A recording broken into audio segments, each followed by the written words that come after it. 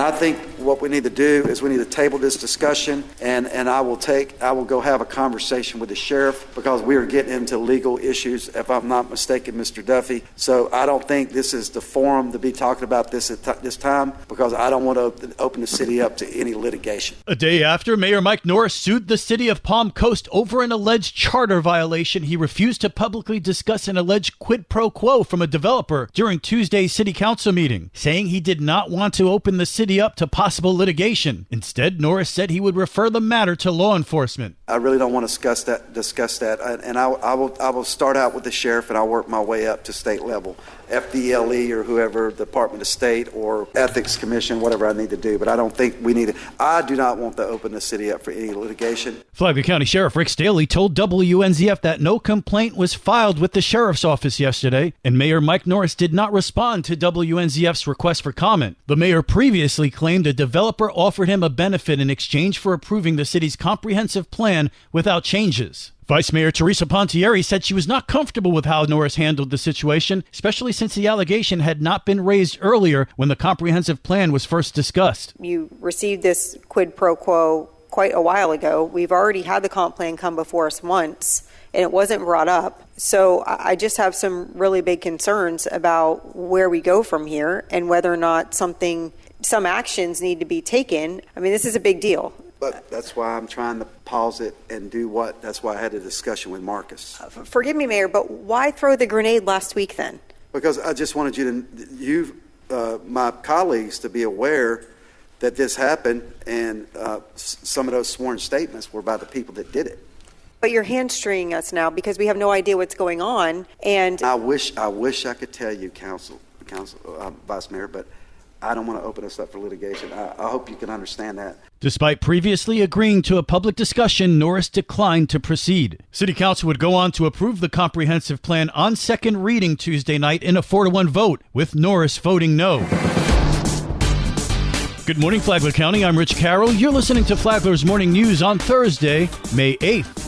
Bunnell police use swift action to fight crime. The Bunnell Police Department recently investigated and made arrests in 2 unrelated robbery cases involving the use or threat of force to deprive victims of property. More from Bunnell Police Chief Dave Brannon. So our victim and one of the suspects apparently arranged a meeting in Bunnell at the Family Dollar store after the suspect took interest in a advertisement they placed in Facebook Marketplace. Once he met with our victim at the Family Dollar store, he and his 14-year-old cousin had apparently hatched a plan in advance to rip off the man of the watch and then leave. Then coordinated support from law enforcement partners led to the apprehension of the suspects. So we put out a BOLO, or an alert, to local law enforcement agencies, and the real-time crime center from the sheriff's office put a list out to all the deputies in the area, and 2 deputies in Palm Coast in the R section spotted the vehicle and did a high-risk traffic stop and took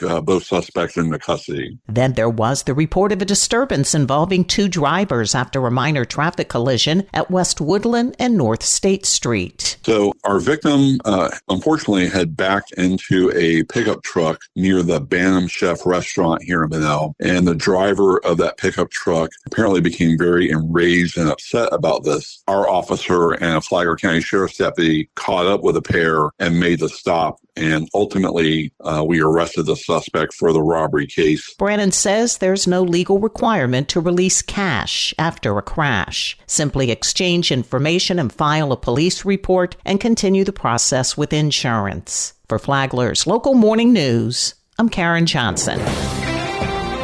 This local news is a service of Flagler County's Toyota dealer, Beaver Toyota, US 1 St. Augustine, here to wow you.